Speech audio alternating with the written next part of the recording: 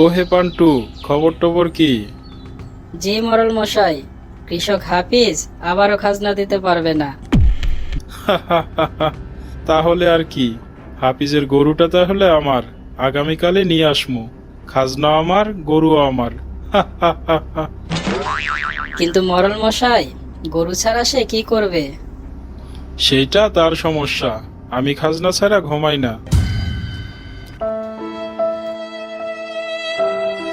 গরু নিয়ে গেলে তো আমরা শেষ, কি করে চাষাবাদ করবো?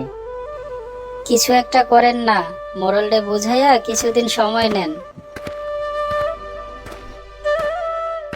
বন্ধুগণ, দুশ্চিন্তাবাদ মরলরে বুদ্ধি দিয়া ধরা হইব। বুদ্ধি? হ, আমরা গরু নিয়ে তারে উল্টা হাস্যকর বানামো।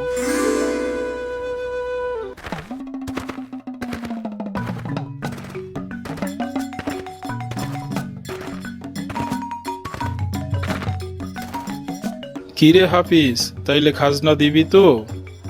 খাজনা না মরল মশাই, আমরা গিফট নিয়ে আসছি। গিফট? গরু। এই গরুটারে আমরা মরল সাহেবরে উপহার দিতেছি। তাইলে খাজনা ছাড়াই গরু পাইলাম, ভারী খুশির কথা তো। হ্যাঁ মরল মশাই, তবে গরুর নাম রাখা হইব বজলু টু। কি?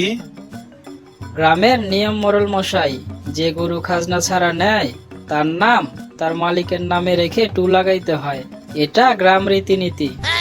কে বানাইলো এমন নিয়ম? বইয়ে আছে, গ্রাম প্রথা সংকলন খণ্ড 2, পৃষ্ঠা 43। ওহো, ওরা বইও পড়ে। বজলু টু মরল টু, বজলু টু মরল টু। হাম্বা হাম্বা হাম্বা। ওরে থাম থাম, আমার নামের অপমান। অপমান না মরল মশাই, প্রচার।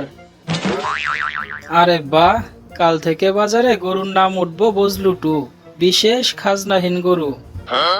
না না, আমি গরু নিব না, তোমাদের গরু তোমরাই রাখো, আর খাজনাও লাগবো না। যাও যাও, এখন বাড়ি যাও হক গলে, আর গরুটারে লইয়া যাও, তাড়াতাড়ি যাও। পুরান বজলু হারলো, নতুন বজলু গরু। পুরান বজলু হারলো, নতুন বজলু গরু। চালাকির জয় হোক। টাকা নাই কিন্তু বুদ্ধি আছে। বুদ্ধি থাকলে বজলু মিয়াও লেডা খায়। বজলু টু ভাই, তুমি গ্রামে নতুন সেলিব্রিটি।